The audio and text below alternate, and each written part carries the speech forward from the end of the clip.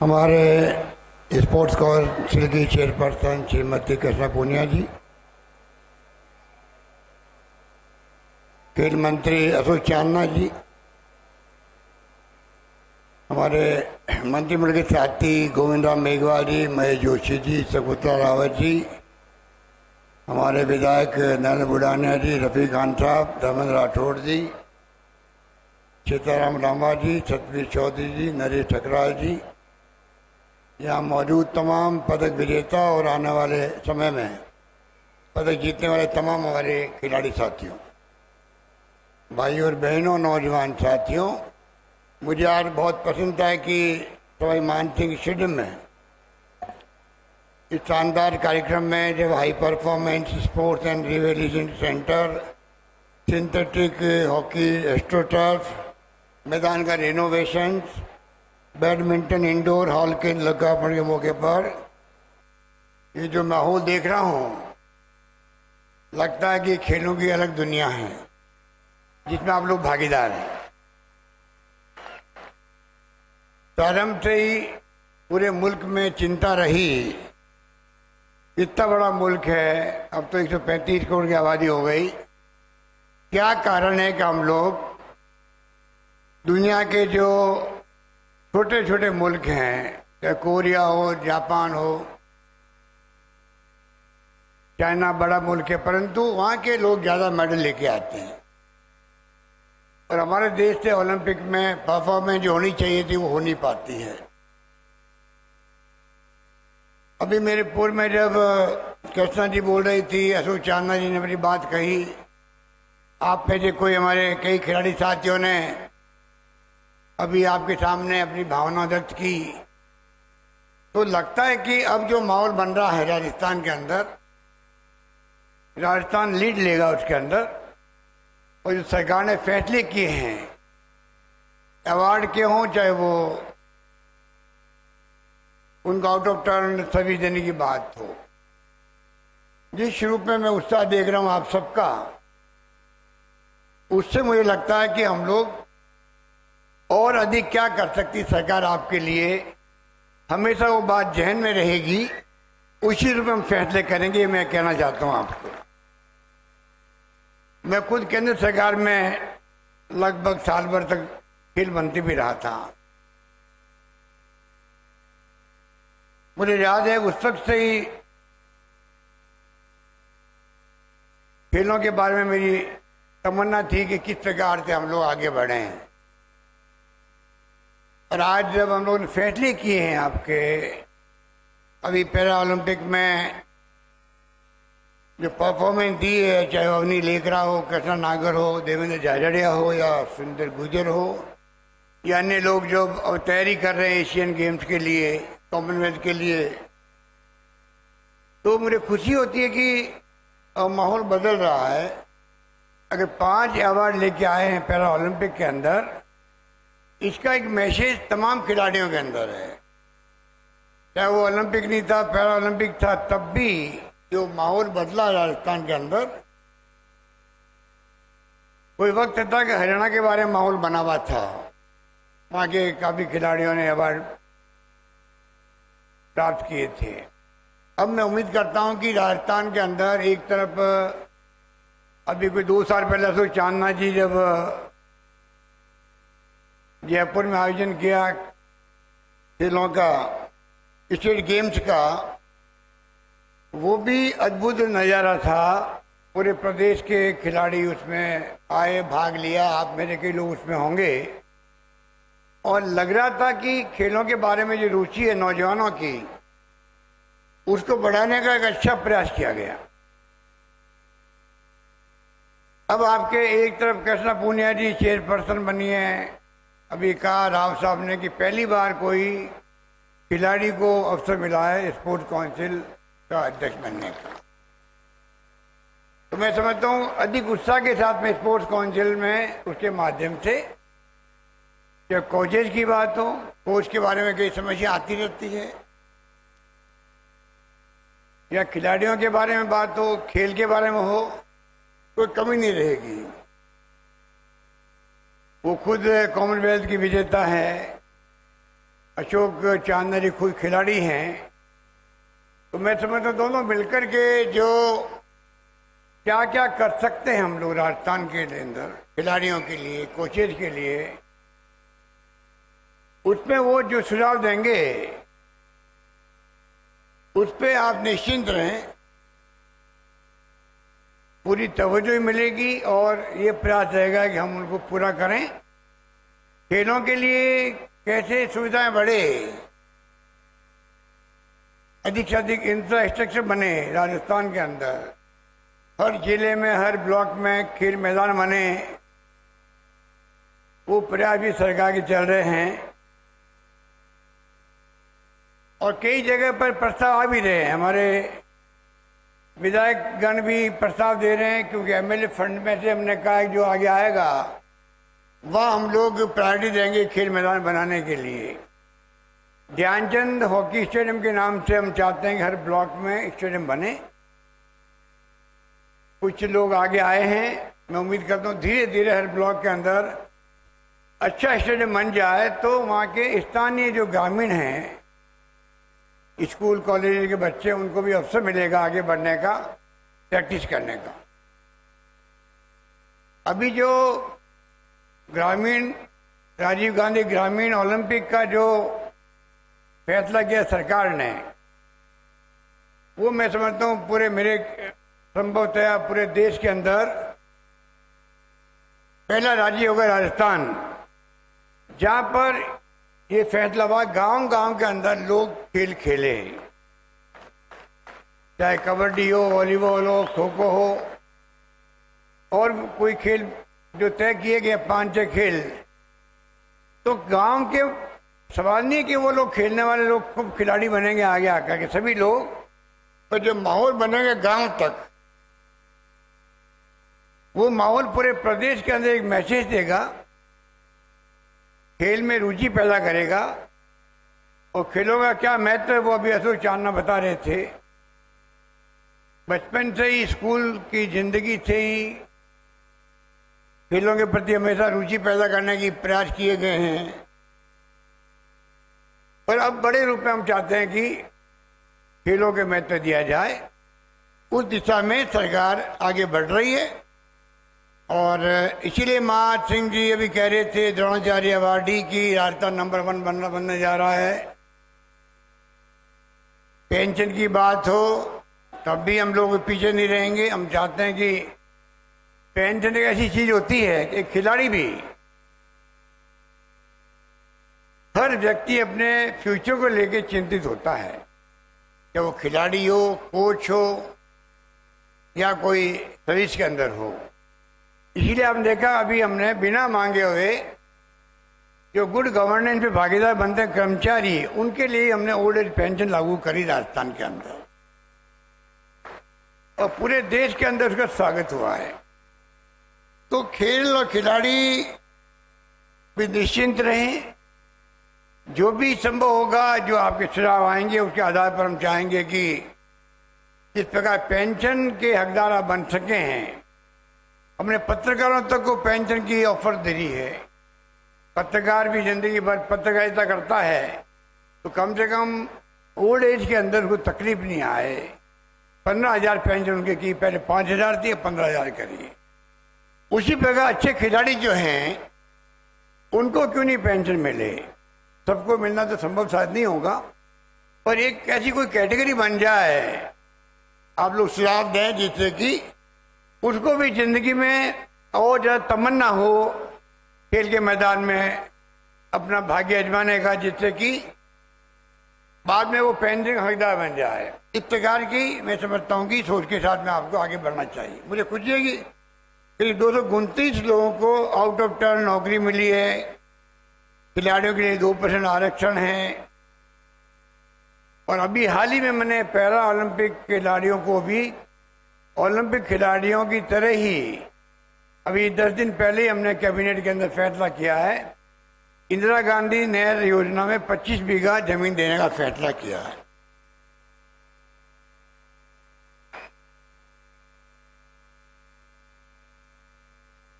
Olympic में अभी जो ग्रामीण ओलंपिक में भाग लेंगे, राजीव गांधी ग्रामीण ओलंपिक में उनको भी राज्य स्तर पर या जिला स्तर पर जो विजेता होंगे उनको भी हम चाहते हैं कि जो कॉन्टेक्ट सर्विसेज होती है उनको तरीका निकालेंगे कि उनमें विजेताओं को भी प्रोत्साहन मिले और कॉन्टेक्चुअल नियुक्ति के लिए वो प्रायोरिटी पे आ सके। ये हमारा प्रयास रहेगा।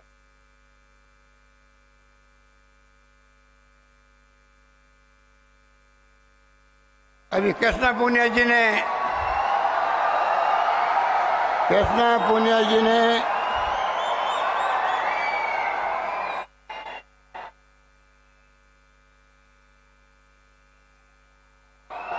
जो मांगे रखी है पे एंड प्ले योजना को समाप्त करने की बात की है। उन्होंने कहा कि जो नाम रोशन करें अंतर्राष्ट्रीय स्तर पर खिलाड़ी और प्रशिक्षक उनको महाराणा प्रताप अवार्ड और गुरु वशिष्ठ अवार्ड दिए जाने राशि कम है अन्य राज्यों की तुलना के अंदर।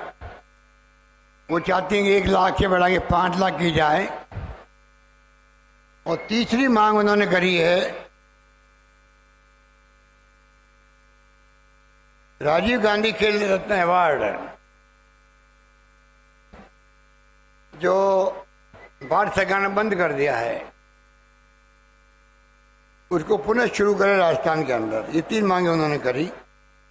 अशोक चांदना जी कह रहे हैं कि निदेशालय विभाग की तरह ढांचा बने विभाग का तो और मजबूती के साथ में खेल जगत में काम हो सके।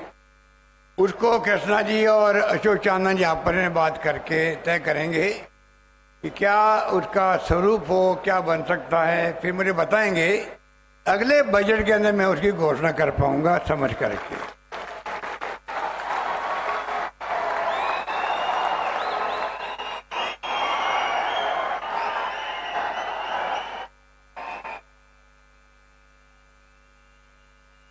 अब बात रही है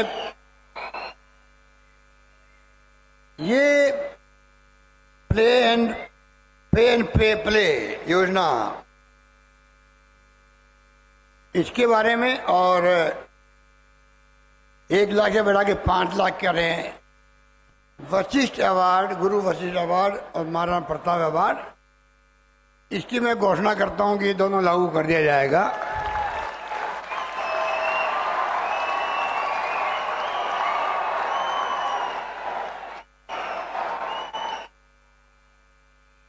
राजीव गांधी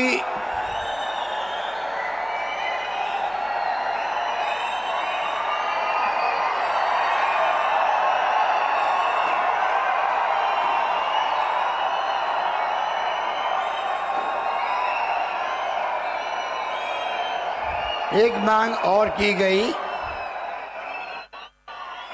ये राजीव गांधी खेल रत्न अवार्ड ये समझ के परे हैं। सरकारें डेमोक्रेसी के अंदर आती जाती रहती है, क्या केंद्र में हो या राज्यों में हो। लोकतंत्र की खूबसूरती यही है, विचारधारा के आधार पर सरकार आती है जाती है। पर हमने हमेशा प्रयास किया, जब जब भी मुझे अवसर मिला, आप सबके आशीर्वाद से, आपकी शुभकामनाओं से, आपकी दुआओं से, कि मैं 3री बार मुख्यमंत्री बनाऊं। परंतु मैंने कभी भी पिछली सरकार की कोई योजना को बंद नहीं किया, क्योंकि समय बर्बाद होता है। काम को आगे बढ़ाना चाहिए, जो शुरुआत कर दी गई है। पता नहीं जब हमारी सरकार बदलती है तो नई सरकार आती है भारतीय जनता पार्टी की, उनकी सोच को समझना पड़ेगा, रिसर्च करना पड़ेगा कि इनके माइंड में क्या है, ये हमारी योजना को बंद क्यों करते हैं। रिफाइनरी थी राजस्थान में जो आपके भविष्य के लिए बहुत जरूरी है, जहाँ पेट्रोकेमिकल कॉम्प्लेक्स बन रहा है, जहाँ हजारों लोगों को, नौजवानों को प्लास्टिक आधारित उद्योग लगाने के अवसर मिलेंगे। 40,000 करोड़ का प्रोजेक्ट था वो। सरकार बदली और उनको बंद कर दिया गया 5 साल।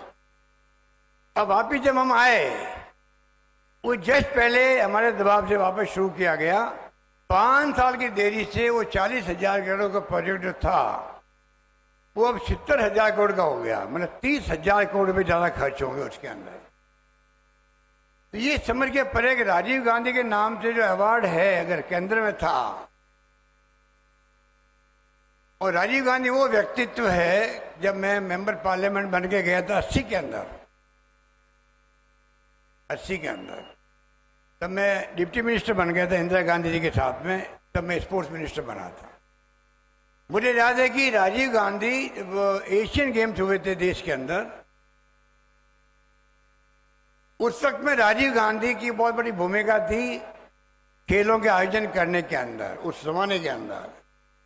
और संभवतः इसी कारण से जब वो शहीद हो गए देश के लिए, इंदिरा गांधी शहीद हो गई, फिर वो शहीद हो गए, आपको मालूम है, पर देश को एक रखा, अखंड रखा, उस राजीव गांधी के नाम से जो भारत रत्न भी है, पूर्व प्रधानमंत्री है, उनके नाम से अगर राजीव गांधी खेल रत्न अवार्ड शुरू किया गया, उसको बंद करने के तुक क्या है, ये मेरी समझ के परे हैं। ये कोई समझ में नहीं आता है। अगर सरकार इस प्रकार से बदलेगी नाम को, तो उसका क्या मैसेज आएगा। अगर हम इस प्रकार की परंपरा डालेंगे और नाम बदलते रहेंगे, कोई नाम हम रखेंगे तो वो बदल देंगे, वो रखेंगे तो हम बदल देंगे, ये परंपराएं किसी भी लिहाज से अच्छी नहीं मानी जा सकती है। मैं उम्मीद करता हूं कि ये भावना सभी राजनीतिक पार्टियों में आए देश के अंदर, और कम से कम खेल जगत को बख्शे। खेल में कोई राजनीति नहीं होती है। खेल के मैदान में दूरदृष्टि, पक्का इरादा रख करके खेल खेले जाते। और मेरा मानना कि अगर बचपन में हम लोग छात्रों को इस और रुझान पैदा करें, वो जो खेल के मैदान में सीखता है, त्वरित निर्णय लेने की क्षमता पैदा होती है, उसके अंदर दूरदृष्टि होती है, वो तमाम उसमें जो प्रतिभा पैदा होती है वो खेल के मैदान में होती है। तो खेल में क्या राजनीति हो, खिलाड़ियों के लिए क्या राजनीति हो, ये बंद क्यों किया गया है, ये बहुत अनफॉर्चुनेट मैं मानता हूं। और मैं घोषणा करता हूं राजस्थान में को शुरू किया जाएगा वापस राजीव गांधी खेल अवार्ड को।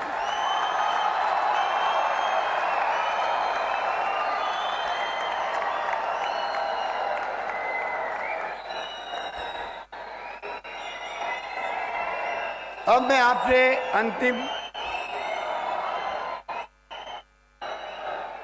अभी मेरा अंत में आपको यही निवेदन है, आप सब लोग जो कोचेज बैठे हुए, वो खिलाड़ी भी, सब मिलकर के एक नया जो शुरुआत हुई है राजस्थान के अंदर राजीव गांधी ग्रामीण ओलंपिक की, उसमें कैसे इन्वॉल्वमेंट अधिक से अधिक नौजवानों का हो। उसमें नौजवान भी होंगे, हो सकता है 50 साल के लोग भी हो, 55 के भी हों। मेरे ख्याल से एज लिमिट नहीं रखी हुई इसके अंदर, 60 के भी हो सकते हैं, 70 के भी हो सकते हैं, 80 के भी हो सकते हैं। तो आप बताइए, गांव में ऐसे लोग बैठे होंगे जो बचपन में खेले हुए हों, उनको मजा आएगा कि कबड्डी में भी खेल के देखता हूं। हो सकता है कई मैदान में उतरेंगे, बुजुर्ग लोग भी उतरेंगे, 50 के, 60 के, 70 के, अच्छे खेल के मैदान में दृश्य होगा, देखने लायक होगा।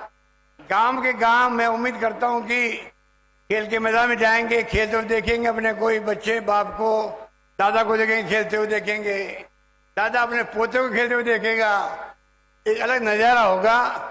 और पूरे राजस्थान खेल में बनेगा, जिससे कि खिलाड़ी पैदा हो, प्रतिभाओं को तराशने का अवसर मिले।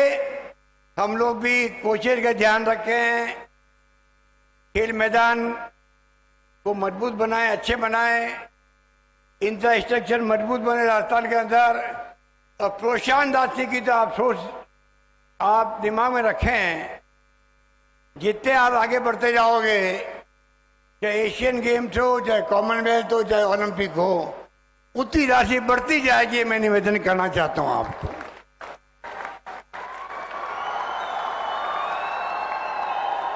यही बात कहता था आज बहुत ही शानदार आयोजन के अंदर मुझे भी आने का अवसर मिला। मुझे बड़ा अच्छा लग रहा है आप सबको देख करके, सुन करके और आपके उत्साह को देख करके मैं बहुत अभिभूत हूँ। उम्मीद करता हूँ कि खेल जगत में हम लोग नंबर 1 बनेंगे देश के अंदर। यही बात करता हमारी बात समाप्त करता हूँ। धन्यवाद। जय हिंद। धन्यवाद।